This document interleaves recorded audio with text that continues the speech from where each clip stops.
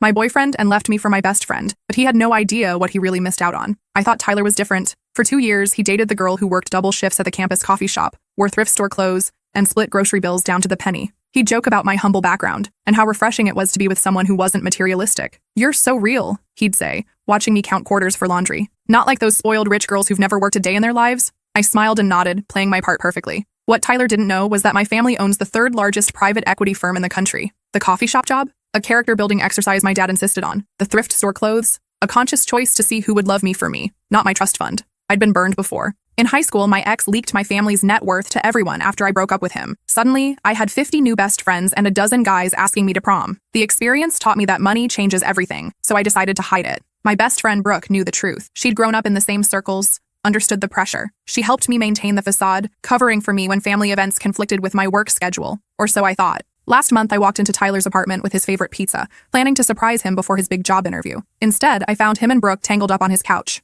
"This isn't what it looks like," Tyler stammered, scrambling for his clothes. Brooke didn't even have the decency to look ashamed. She just smirked. "Actually, it's exactly what it looks like," she said, adjusting her hair. "Tyler and I have been together for months. We've been waiting for the right time to tell you." My hands shook as I set the pizza down. Months? Tyler at least had the grace to look guilty. "Listen, what we had was great, but Brooke and we just connect on a different level. She understands the finer things in life. She has opportunities." I almost laughed. Opportunities. If only he knew. "I'm sorry you had to find out this way," Brooke said, not sounding sorry at all. "But honestly, Tyler needs someone who can match his ambitions, someone who can help him build the life he deserves." I nodded slowly, my mind racing. "You're right. He does deserve someone who can give him everything he wants." They exchanged a look, probably thinking I was taking this surprisingly well. "I hope you'll both be very happy," I said, walking toward the door. "Tyler, good luck with that interview tomorrow." "Thanks," he said, confusion flickering across his face. "That means a lot." As I reached the doorknob, I turned back one last time. "Oh, and Tyler, you might want to ask Brooke what she forgot to mention about that company you're interviewing with." Brooke's face went white. Tyler looked between us. "What's she talking about?" I smiled sweetly. "Nothing important, just that the CEO happens to be my father." The silence that followed was deafening. Tyler's mouth fell open. Brooke looked like she'd seen a ghost. "That's impossible," Tyler said slowly. "Your dad works in insurance, right? Actually, he's the founder and CEO of Blackstone Ventures. You know, the company you've been preparing for 3 weeks to interview with? The one you called your dream job?" Tyler sank onto the couch. "But you work at a coffee shop. You live in that tiny apartment. I choose to live simply. There's a difference." Brooke found her voice. "You're lying. I would have known." "Would you? Like how I would have known you were sleeping with my boyfriend for months?" I pulled out my phone and showed them my contact list. Tyler's interview was scheduled with Dad Office, the same number he'd been calling to confirm interview details. "This is insane," Tyler whispered. "Why didn't you tell me?" "Because I wanted someone to love me for who I am, not what I have. Clearly that was never you." Tyler stood up abruptly. "Wait, we can talk about this. I made a mistake. Brooke, she means nothing to me." "Hey," Brooke protested. "You're right," I said to Tyler. "She means nothing. And after tomorrow, neither will you." I left them there, arguing in his cramped apartment, and drove home to my family's estate for the first time in months. The 40-acre property sat behind iron gates in the most exclusive part of town. Tyler had driven past it countless times, always wondering who lived there. He'd even joked once that whoever owned it was probably some old money snob with no real problems. Mom was in the garden when I arrived, directing the landscaping crew. "Sweetheart," she rushed over, still wearing her gardening gloves. "What a surprise. You look upset." I told her everything. By the time I finished, Dad had joined us on the terrace,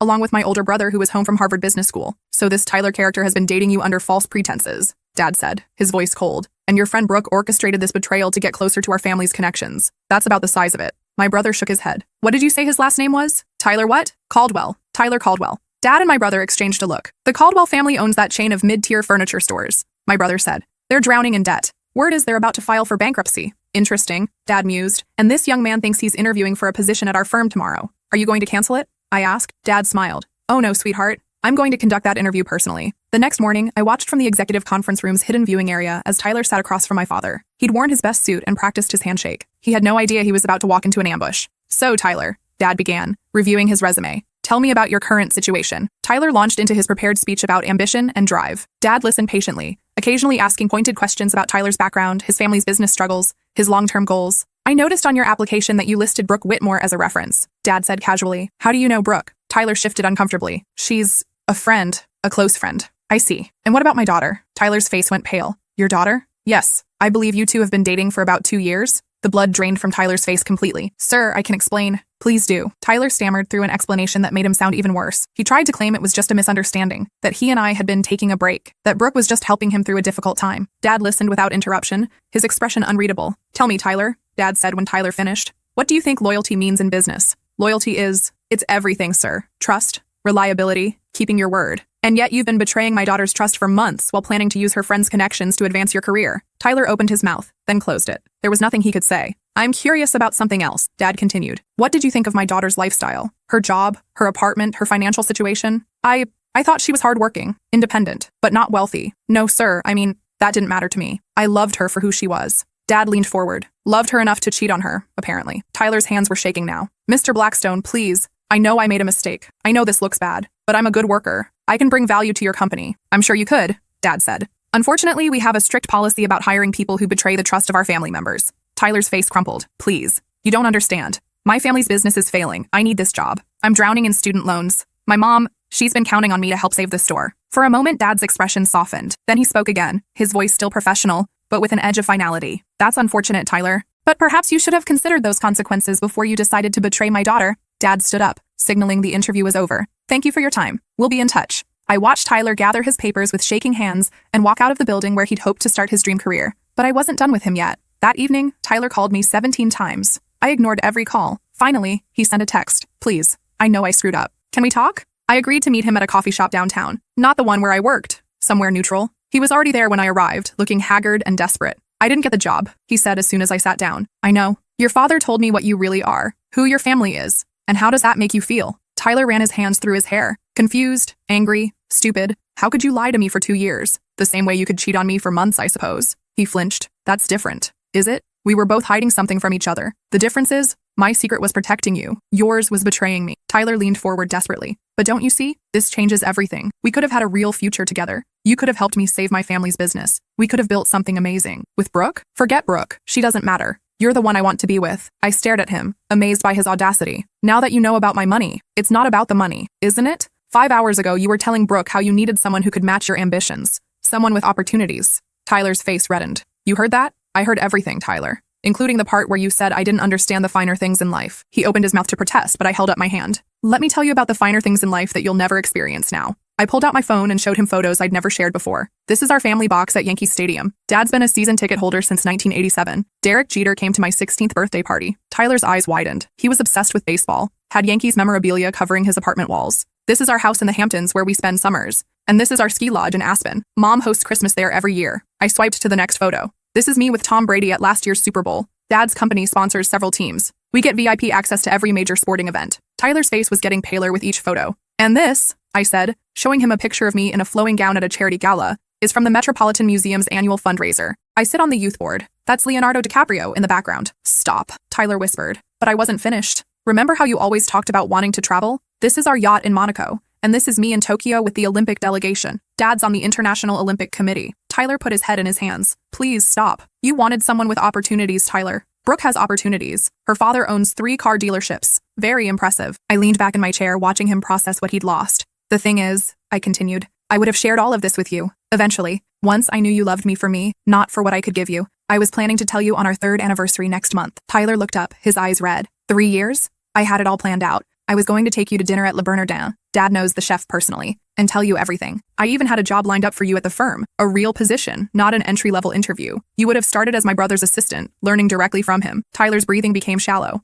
A job at Blackstone Ventures? Starting salary would have been $180,000, plus bonuses, plus benefits, plus the connections that come with being part of our family. He was hyperventilating now. But you chose Brooke instead, and her father's failing car dealerships. Tyler suddenly grabbed my hands across the table. I can fix this. I can make this right. Brooke means nothing to me. I'll never speak to her again. I gently pulled my hands away. Tyler, it's over. No, it's not. We can work through this. People make mistakes. I made a terrible mistake, but I love you. You love what I can give you. That's not true. I loved you before I knew about any of this. Did you? Or did you love the idea of having someone who wouldn't challenge you? Someone you could feel superior to? Tyler's face crumpled. Don't say that. It's true though, isn't it? You liked that I counted quarters for laundry while you paid for dinner with your credit card. You liked that I wore thrift store clothes while you critiqued other girls for being high maintenance. You liked feeling like the successful one in the relationship. Tyler was crying now. I'm sorry. I'm so sorry. Give me another chance. I stood up to leave. There's one more thing you should know, I said, about Brooke. Tyler looked up hopeful, probably thinking I was about to give him information he could use to win me back. She only slept with you because she thought it would get her closer to my family's money. She's been using you just as much as you've been using me. Tyler's face went white. What do you mean? Ask her about the trust fund her grandfather left her. The one that gets cut off if she doesn't marry someone from an approved list of families.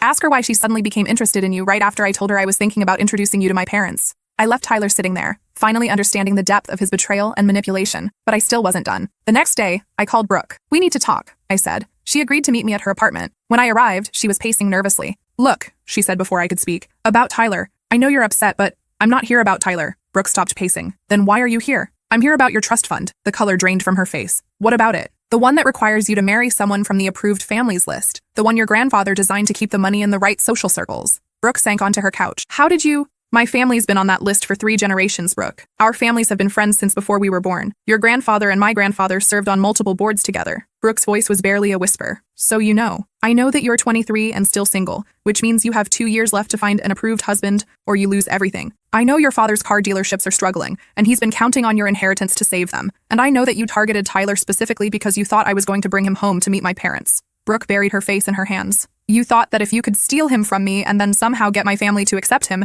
you could marry him and satisfy the trust requirements." "I didn't mean for it to happen this way," Brooke whispered. "I never wanted to hurt you, but you did hurt me. And for what?" "Tyler's not on the list, Brooke. He's never going to be on the list. His family has no money, no connections, no social standing. Even if you married him, you'd lose your inheritance anyway." Brooke looked up, her eyes wide with realization. "I didn't think about that." "No, you didn't think at all. You just saw an opportunity and took it." I pulled out my phone and showed her a document. "This is the updated approved families list from last month. See Tyler's name anywhere?" Brooke scanned the list desperately, then shook her head. "But here's the really interesting part," I continued. "The Whitmore Family Trust requires marriage to someone from an approved family or a demonstrated commitment to expanding approved social circles through charity work and community investment." Brooke looked confused. "What does that mean?" "It means that if you'd spent the last 2 years volunteering for approved charities and building connections with approved families, you could have satisfied the requirements without getting married at all." Brooke's face went white. "Are you serious?" "Dead serious. Your grandfather included that clause specifically for family members who might not find suitable spouses. He wasn't as old-fashioned as everyone thought." I swiped to the next page of the document. "There's a list of qualifying activities right here. Serving on nonprofit boards, hosting fundraisers for approved charities, volunteering for political campaigns of approved candidates." Brooke was hyperventilating. "I could have done all of that."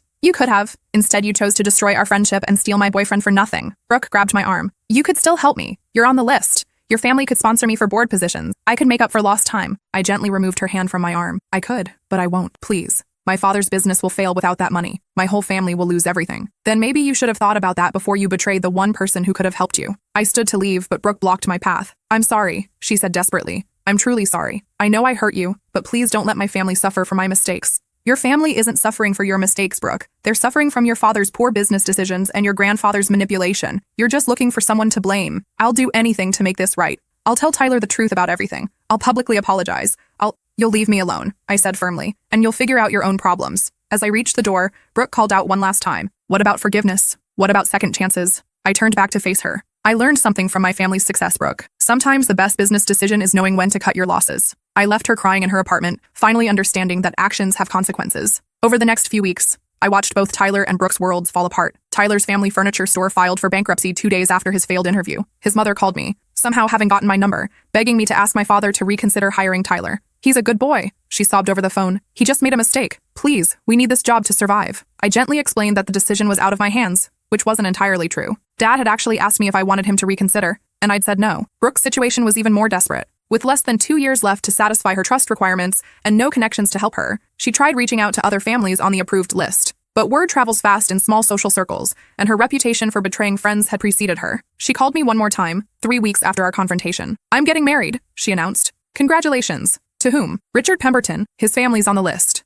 I knew Richard. He was 67 years old, twice divorced, and had a reputation for collecting young wives. "Brooke, are you sure about this?" "I don't have a choice. It's him or lose everything. There's always a choice. Not for me, not anymore." She hung up before I could respond. 2 months later, I received a wedding invitation. Brooke and Richard were getting married at his estate in Newport. The invitation was formal, expensive, and completely impersonal. I didn't go. Instead, I spent that weekend at our house in the Hamptons with my family, finally ready to stop hiding who I was. "I want to start being more open about our wealth," I told my parents over dinner. "I'm tired of pretending to be someone I'm not." Dad nodded approvingly. "I think that's wise. The right person will love you regardless of money, and the wrong person will reveal themselves quickly," Mom added. My brother looked up from his phone. "Speaking of the wrong people, Tyler Caldwell is on Instagram asking if anyone knows how to get in touch with you." I laughed. "Block him." "Already did. But his posts are kind of pathetic. He's been writing these long captions about how he's learned from his mistakes and wants to make amends." "Let me guess," I said. "He's suddenly very interested in charity work and personal growth." "How did you know?" "Because he thinks he can reinvent himself and somehow win me back." Dad chuckled. "Some people never learn." 6 months later, I started dating again. This time, I was completely honest from the beginning about my family's wealth and status. I figured if someone was going to use me for money,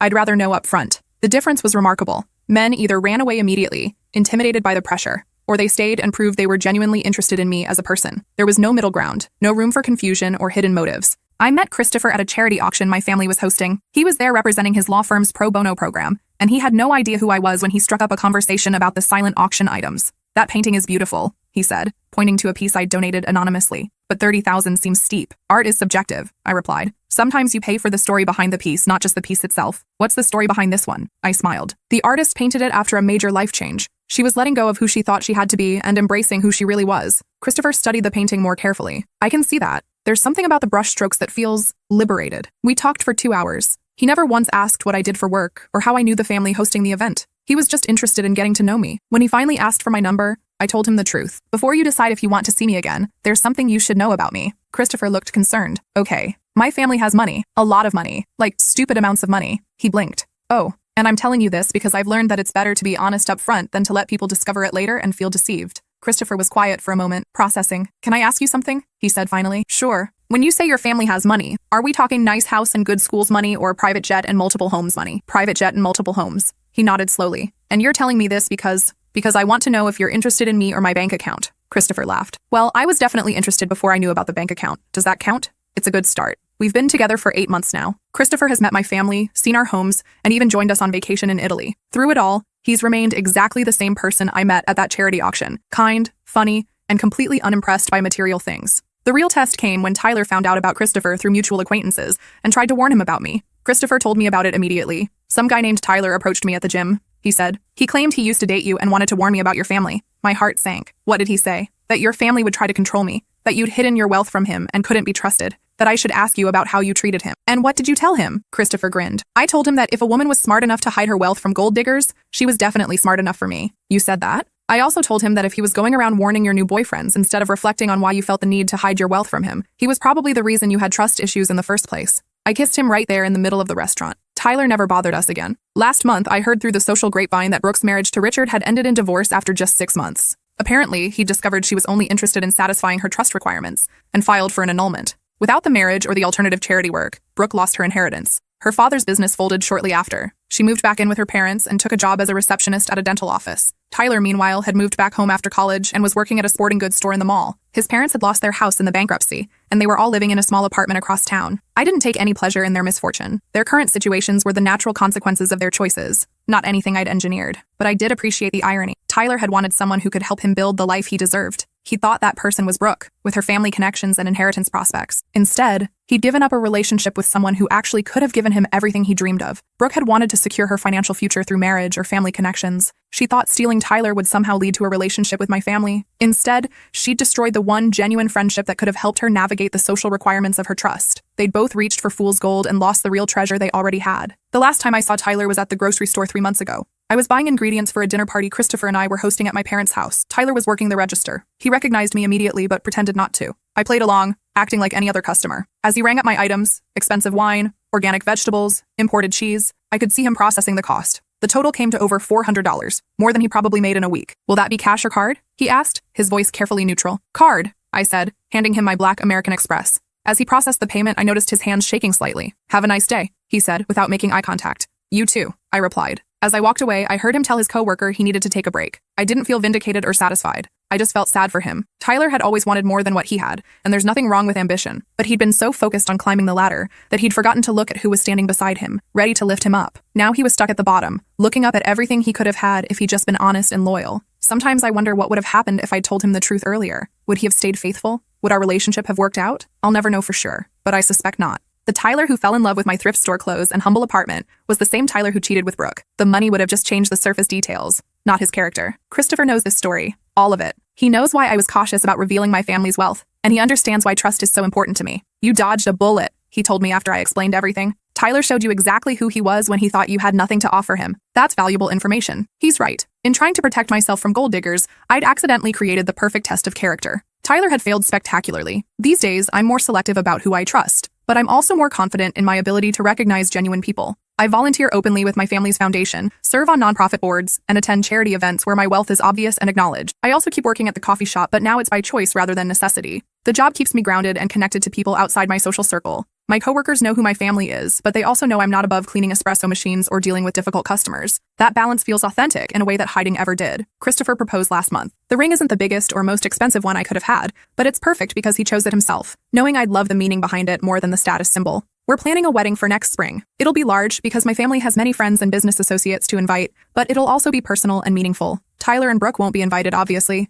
but I hope they've both learned something from their experiences. I hope Tyler has realized that true partnership means supporting each other through good times and bad, not just until something better comes along. I hope Brooke has learned that shortcuts and manipulation never lead to genuine happiness or security. Mostly though, I hope they've both learned that betraying people who care about you isn't just morally wrong. It's also incredibly stupid, because you never know who you might be betraying, or what opportunities you might be destroying. In Tyler's case, he betrayed someone who could have given him everything he wanted. In Brooke's case, she betrayed someone who would have helped her build the life she needed. They both gambled on deception and lost everything. I gambled on honesty and found love. Sometimes the biggest risk is being real with people, but sometimes it's the only way to find out who's worth keeping around. Tyler learned that lesson too late. By the time he realized what he'd lost, I was already gone, building a life with someone who loved me for exactly who I am, trust fund and all. The funny thing is, Tyler had been right about one thing. I am different from those spoiled rich girls he'd complained about. I work for my money, even though I don't have to. I value relationships over material things. I believe in earning respect rather than demanding it because of my family name. He'd found exactly what he claimed to want, and he'd thrown it away for someone he thought could give him more. Now he rings up groceries for people like me, people who have everything he dreamed of and lost his chance to share.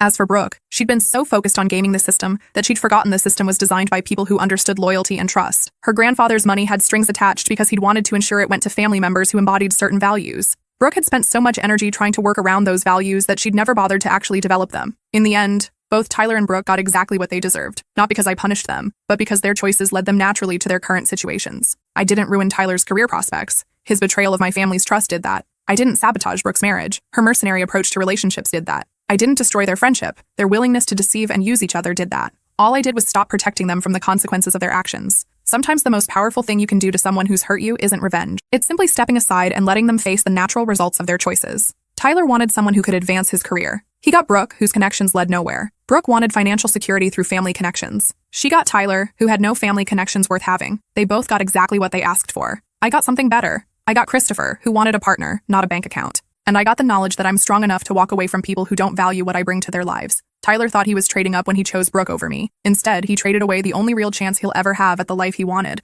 That's what happens when you mistake fool's gold for the real thing. Sometimes the most valuable things come in humble packaging. And sometimes the biggest mistake you can make is not recognizing treasure when it's right in front of you. Tyler learned that lesson too late. But I learned something too. I'm worth more than settling for someone who sees me as a stepping stone instead of a destination. And that's a lesson that will serve me well for the rest of my life.